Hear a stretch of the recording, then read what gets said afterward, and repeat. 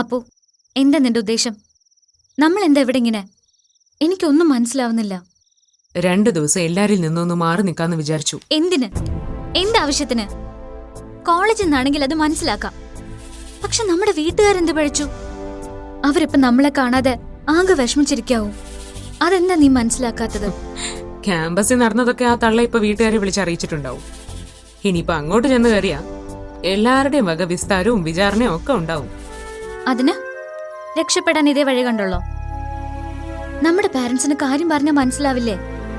അവർ ചിലപ്പോ വഴക്കു പറയായിരിക്കും, കൂടിപ്പോയൊന്ന് തല്ലുമായിരിക്കും. അതോടെ ആ പ്രശ്നം തീരില്ലേ? അതോടെ നിന്റെ പ്രശ്നം തീരുമായിരിക്കും. പക്ഷെ എന്റെ ഇഷ്യൂ അതല്ലല്ലോ. നിന്റെ എന്ത് ഇഷ്യൂ? ആ സാംകുട്ടിയുടെ തല തല്ലിപ്പൊളിച്ചത് എന്തിനാണെന്ന് ചോദിച്ചാ അവന്റെ വായിന്ന് വീണത് ഇങ്ങനെ ഒരു കാര്യമാണെന്ന് പറയാൻ പറ്റില്ലല്ലോ ആരോടും. പറഞ്ഞ പിന്നെ കരച്ചിലായി, പിഴിച്ചിലായി, നാണക്കേടായി, നാശം. എല്ലാത്തിനും കാരണക്കാരി നീ ഒറ്റ ഒരുത്തിയാ. ഞാനോ? ഞാൻ എന്ത് ചെയ്തെന്നാ? എന്ത് ചെയ്തെന്നോ? കണ്ടോമാരുടെ മുന്നിൽ ചെന്ന് കുണുങ്ങി നിന്നു കൊടുത്തപ്പോ ആലോചിക്കണമായിരുന്നു. അപ്പോ നീ വെറുതെ ആവശ്യമില്ലാത്ത പറയല്ലേ. അരുൺ എന്നെ പ്രപ്പോസ് ചെയ്ത് എന്റെ ഫ്രസ്ട്രേഷൻ തീർക്കേണ്ട സമയമല്ലത്. ഓ, അരുൺ പാക്കറിനെ പറഞ്ഞപ്പോ നിനക്ക് പൊള്ളിയല്ലേ? നിന്റെ ആരടി അവൻ? എന്റെ ആരുമല്ല. ആരോട്ട് ആവും വേണ്ട. ശരി, സമ്മതിച്ചു. തെറ്റ് എന്റെ ഭാഗത്താ. ഞാനത് വീട്ടില് പ്രസന്റ് ചെയ്തോളാം. എന്നെ ഇൻസൾട്ട് ചെയ്ത എന്റെ ദേഷ്യത്തില് നീ സാംകുട്ടിയെ ഉപദ്രവിച്ചു പോരെ? നീ വാ, നമുക്ക് റൂം വെക്കേറ്റ് ചെയ്ത് വീട്ടിൽ പോവാം. നീ എങ്ങും പോകുന്നില്ല. അപ്പോ നീ വെറുതെ ഓവറാക്കല്ലേ. ഇതുവരെ ഞാൻ നിന്റെ കൂടെ നിന്നു.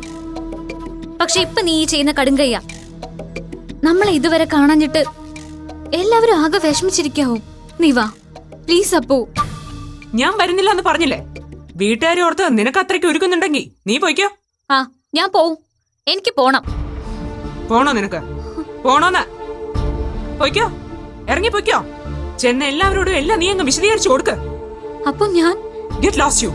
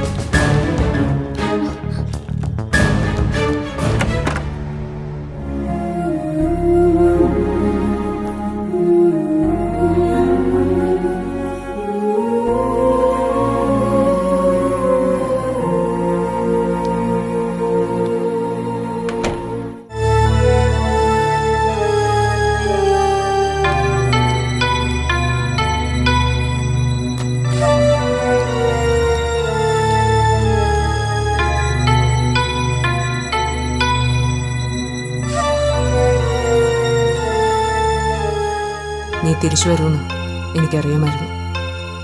വന്നില്ലെങ്കിൽ ഈ റൂമിൽ എന്ത് സംഭവിക്കുമായിരുന്നു എന്ന് നിനക്കും അറിയാം. അപ്പൂനെ തനിച്ചാക്കി അങ്ങനെ ഒറ്റയ്ക്ക് പോകാൻ കഴിയുമോ നിനക്ക്? അപ്പോ എന്താ നീ ഇങ്ങനെ? എന്താ നിന്റെ പ്രോബ്ലം?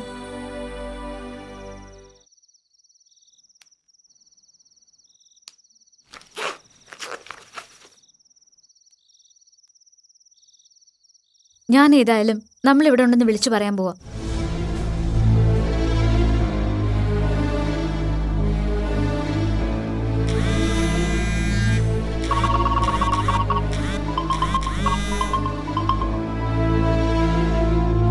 നോക്ക്, 137 മിസ് കോൾ അലേർട്ട് ഉണ്ട്. നമ്മുടെ വീട്ടുകാര് നമ്മൾ അന്വേഷിച്ച് എന്തോരം സങ്കടപ്പെടുന്നുണ്ടാവും. അതെന്താ നീ മനസ്സിലാക്കാത്ത?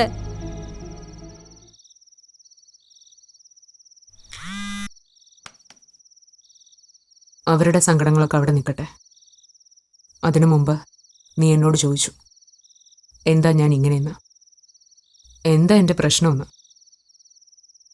Yes, I have A problem. ഇതുവരെ നിന്നോട് പോലും ഷെയർ ചെയ്യാത്ത ഒരു പ്രശ്നത്തിലാണ് ഞാൻ.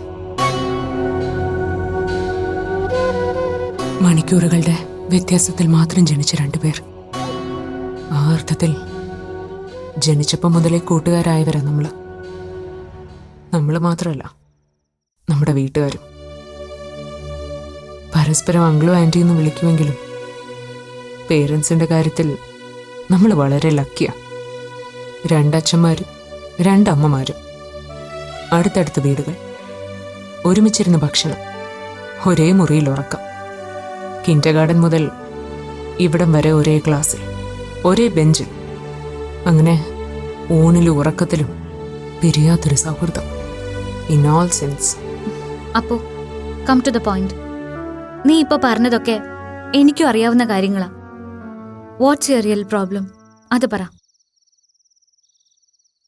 നമ്മളെപ്പോലെ തിക് ഫ്രണ്ട്സായ രണ്ട് പെൺകുട്ടികൾ. അവരുടെ ഫ്രണ്ട്ഷിപ്പിലും ജീവിതത്തിലും മറ്റുള്ളവർക്ക് സംശയിക്കാൻ എന്തെങ്കിലും ഉണ്ടോ? എന്നിട്ടും നമ്മളെക്കുറിച്ച് ക്യാമ്പസിൽ അങ്ങനെ ഒരു കഥ പരക്കുന്നുണ്ടെന്ന് കേട്ടപ്പോൾ നീ വല്ലാതെ ഭയന്നു അല്ലേ? ഇനി ആ രണ്ട് പെൺകുട്ടികളിൽ ഒരാൾ ആണാണെങ്കിലോ? അല്ലെങ്കിൽ അവൾക്ക് ആണിന്റെ മനസ്സും ആഗ്രഹങ്ങളും ഉണ്ടെങ്കിലോ? അപ്പോ വാട്ട് യു മീൻ? എന്തൊക്കെയാ നീ പറയുന്നേ? സത്യം.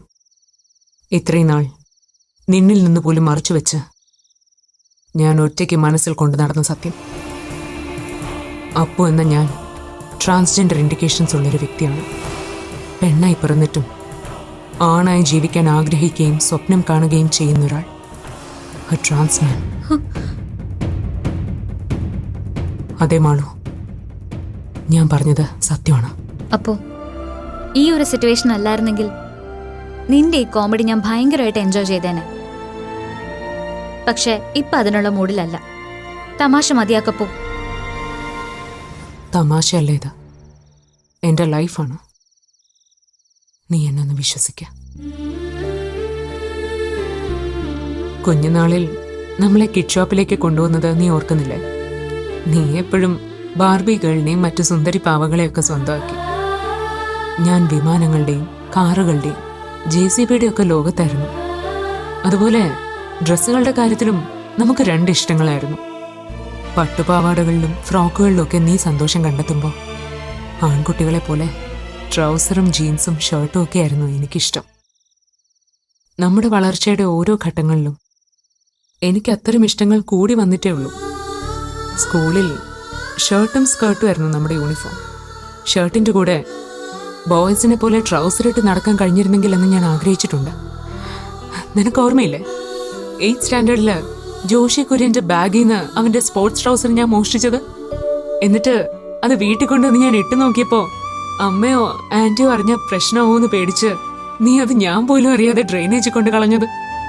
അതിന്റെ പേരിൽ ഞാൻ നിന്നോട് 2 ദിവസം പിണങ്ങി നടന്നത്. അതൊന്നും പ്രായത്തിന്റെ അവിവേകത്തിൽ ചെയ്തു പോയ തമാശകളായിരുന്നില്ല, എന്റെ മനസ്സായിരുന്നു. അപൂർവ എന്ന പേര് ചുരുക്കി എല്ലാവരും എന്നെ അപ്പൂന്ന് വിളിക്കുമ്പോൾ എനിക്ക് എന്ത് സന്തോഷമാണെന്നോ. അങ്ങനെയെങ്കിലും ഒരാണിന്റെ പേര് കിട്ടിയതിൽ രഹസ്യമായിട്ട് ഞാൻ ഒരുപാട് സന്തോഷിച്ചു. അപ്പോ ഒക്കെ നിന്റെ വെറും തോന്നല? അങ്ങനെ ഒന്നുമില്ല. ശരിയാണ്, ഒക്കെ എന്റെ വെറും തോന്നലുകളാണെന്ന് ഞാനും വിശ്വസിക്കാൻ ശ്രമിച്ചു. പക്ഷെ എന്റെ മനസ്സ് അതല്ല യാഥാർത്ഥ്യമെന്ന് എപ്പോഴും ഓർമ്മിപ്പിച്ചുകൊണ്ടിരുന്നു. നീ അറിയാതെ ഞാൻ ട്രാൻസ്ജെൻഡേഴ്സിനെ കുറിച്ചും അവരുടെ ഫിസിക്കൽ ആൻഡ് മെന്റൽ സിറ്റുവേഷനെ കുറിച്ചുമൊക്കെ നെറ്റിൽ സെർച്ച് ചെയ്തുകൊണ്ടിരുന്നു. കുഞ്ഞുനാളിൽ കളിപ്പാട്ടങ്ങളോട് തോന്നിയ കൗതുകം മുതൽ ഡ്രസ്സിന്റെയും ഹെയർ കട്ടിന്റെയും ശരീരഭാഷയുടെ ഒക്കെ കാര്യത്തിൽ എന്റെ രീതികൾ ഒരു ട്രാൻസ്മെന്റ് ജീവിതവുമായി പൊരുത്തപ്പെടുന്നതായിരുന്നു. എല്ലാ മാസവും ഞാനൊരു പെണ്ണാണെന്ന് അടയാളപ്പെടുത്താൻ കടന്നു വരുന്ന 5-6 ദിവസങ്ങൾ, ആ ദിവസങ്ങളെ എനിക്കെന്ത് പേടിയാണെന്നോ അറപ്പും വെറുപ്പുമാണെന്നോ. ആ ദിവസങ്ങളിൽ ഞാൻ നിന്നോടും മറ്റുള്ളവരോടും കാരണമില്ലാതെ വഴക്കിടും. ദാ ഇന്നും ഇഷ്ടമില്ലാത്തൊരു കാര്യം കേട്ടതിന്റെ പേരിൽ കൂടെ പഠിക്കുന്ന ഒരുത്തിന്റെ തലയടിച്ച് പൊട്ടിച്ചതും എനിക്ക് എന്നോട് തന്നെയുള്ള ദേഷ്യം തീർക്കലായിരുന്നു. പെണ്ണാണ് നീയെന്ന് ശരീരം ഓർമ്മിപ്പിക്കുമ്പോഴും ആണായി ജീവിക്കാൻ എന്റെ മനസ്സ് എന്നോട് തന്നെ യുദ്ധം ചെയ്തുകൊണ്ടിരിക്കുക മാളു. സത്യമാണ് മാളു, ആണിന്റെ മനസ്സും ആഗ്രഹങ്ങളുമായി ജീവിക്കുന്ന ഒരാളാണ് ഞാൻ. എനിക്ക് ഇനിയെങ്കിലും ഒരാണായി ജീവിക്കണം. അതിനെന്നെ ഒന്ന് സഹായിക്കുമാളൂ. നിനക്ക് മാത്രമേ അതിന് കഴിയൂ. അപ്പോ നിന്നോട് പറയാതെ ഇത്രയും നാൾ ഞാനിത് മനസ്സിൽ കൊണ്ട് നടക്കായിരുന്നു. എല്ലാം നിന്നോട് പറഞ്ഞു കഴിഞ്ഞപ്പോ എനിക്ക് എന്താ ആശ്വാസമായിരുന്നോ?